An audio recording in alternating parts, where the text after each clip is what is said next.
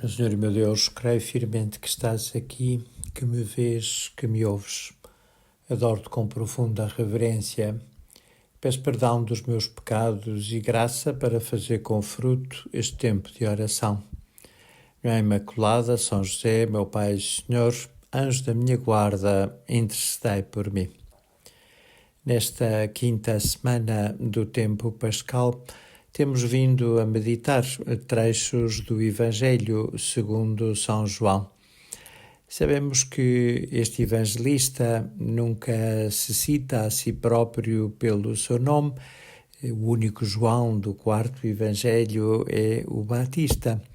E então, sempre que se quer referir à sua pessoa, utiliza uma expressão verdadeiramente encantadora, o discípulo que o Senhor amava.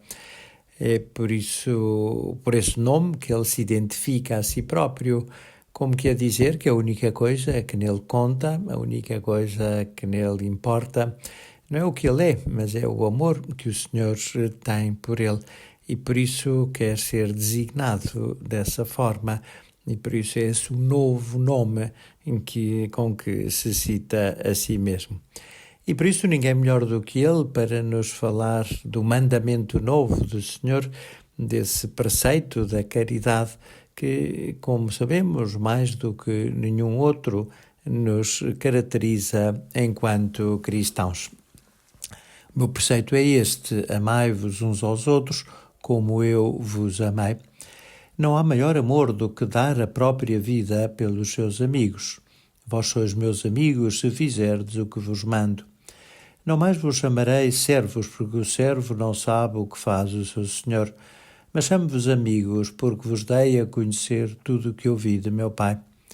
Não fostes vós que me escolhestes, mas fui eu que vos escolhi a vós e vos destinei para que vades e deis fruto, e para que o vosso fruto permaneça, a fim de que tudo o que pedirdes a meu Pai, em meu nome, ele vos conceda. Isto vos mando, amai-vos uns aos outros. É, de certo modo, um preceito já conhecido.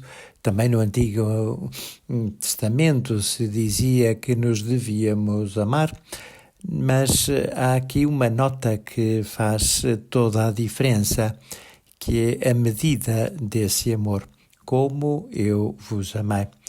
E aí sim que, de facto, com certeza que todos nós sentimos a nossa própria fraqueza, a nossa própria debilidade. Como é que nós conseguimos amar como Jesus nos amou e nos ama? É algo quase tão impossível como ser perfeitos, como o nosso Pai Celestial é perfeito, e que o Senhor também nos pediu naquele seu chamamento universal à santidade. E a forma de viver a caridade e viver esse amor, que há de ser, em primeiro lugar, amor a Deus, para que depois seja um verdadeiro amor ao próximo, é darmos-nos àqueles que temos junto de nós. É que Nosso Senhor chamava o nosso próximo, dando até como que uma conotação geográfica à nossa caridade. Aquele que dá a vida pelos seus amigos, esse é aquele que tem o maior amor. Sabemos que às vezes os amigos são uma companhia grata, outras vezes são um bocadinho inoportunos, porque telefonam quando não nos dá jeito atendê-los, pedem-nos dinheiro quando não nos apetece emprestar aquilo que nos pedem, exigem de nós um serviço que vai perturbar, se calhar, os nossos planos pessoais.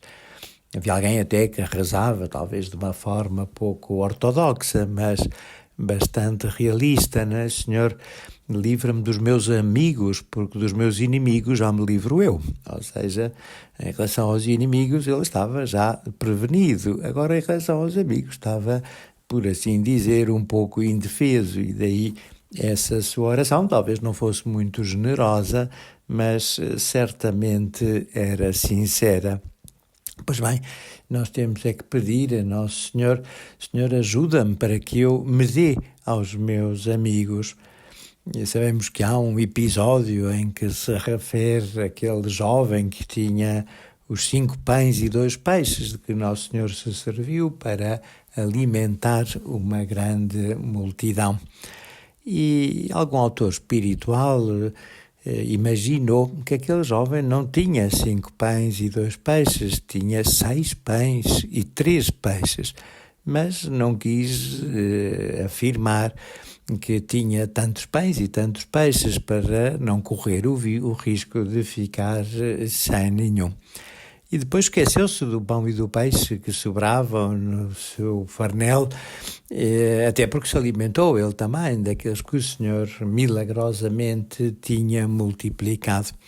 Mas depois, quando chegou a casa, abriu a sua lancheira e, para sua surpresa, viu que aquele pão e aquele peixe que ele não tinha sabido dar, que ele não tinha partilhado com ninguém, que ele egoisticamente tinha reservado para si próprio, tinham apodrecido.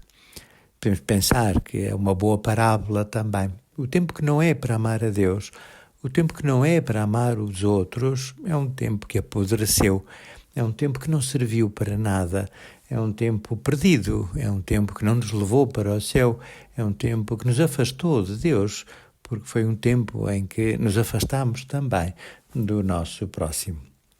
Por isso não devemos ter medo de ajudar os outros e até devemos agradecer interiormente aqueles que nos pedem aquilo que, se calhar, se não nos pedissem, nós também não faríamos. Ter também a noção da grandeza do serviço, a nobreza de servir. Já não vos chamo servos, chamo-vos amigos.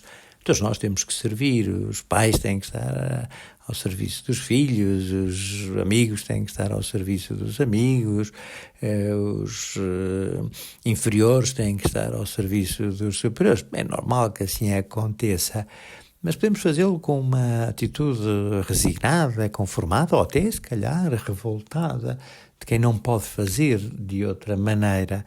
É pouco cristão servir assim. Nós devemos servir com alegria, sabendo que naquela pessoa estamos a servir Nosso Senhor, que não só lhe estamos a fazer um bem a ela, como ela nos está a fazer um bem a nós, precisamente por isso, porque nos está a ajudar a não ser egoístas, a não nos centrarmos em nós próprios, a não vivermos apenas na dimensão quase sempre tão mesquinha do nosso eu. Por isso devemos agradecer a Nosso Senhor essas ocasiões de serviço que se nos proporcionam tantas vezes ao longo do dia.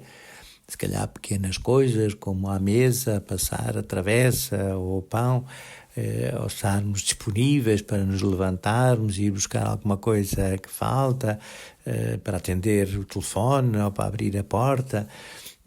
Pronto, são pequenas coisas que podemos fazer. E se formos fiéis nessas pequenas coisas, talvez depois também sejamos capazes de fazer coisas maiores, como fizeram os grandes santos, como fizeram os mártires, como fez Jesus, que deu a sua vida por nós na cruz. Mas procurar ter sempre essa atitude, procurar ter sempre esse desejo e até sentir-nos como que incomodados quando alguém nos serve, porque isso quer dizer que essa pessoa se adiantou a nós no exercício da caridade, é mais perfeita do que nós. Apanhou-nos distraídos, na contracurva, porque se calhar estávamos a pensar noutra coisa e, portanto, aquela prioridade que aquela pessoa dá deve parecer para nós uma prova que perdemos, uma corrida que não fomos capazes de ganhar. E seremos nós capazes disso? Claro que sim, porque é o Senhor que diz: não fostes vós que me escolhestes, mas fui eu que vos escolhi a vós. Cada um de nós está no sítio, está no tempo, está na família, está na cidade perfeita, porque é aquela que Deus quer, é exatamente este o nosso lugar, é para esta situação que o Senhor nos concede todas as graças que necessitamos para sermos santos, ajudando e servindo aqueles que estão à nossa volta. Vamos pedir a Nossa Senhora, ela, melhor do que ninguém, viveu este mandamento novo da caridade, que ela nos ajude, tal como fez em Caná da Galileia, a servir aqueles que estão à nossa volta, mas também daquela forma tão discreta que nem sequer o noivo se deu conta que era a Maria que devia aquele grande milagre. Dou-te graças, meu Deus, com os propósitos, afetos e inspirações comunicaste nesta meditação. Peço ajuda para os pôr em prática. Minha Mãe Imaculada, São José, meu Pai e Senhor, anjos da minha guarda, intercedei.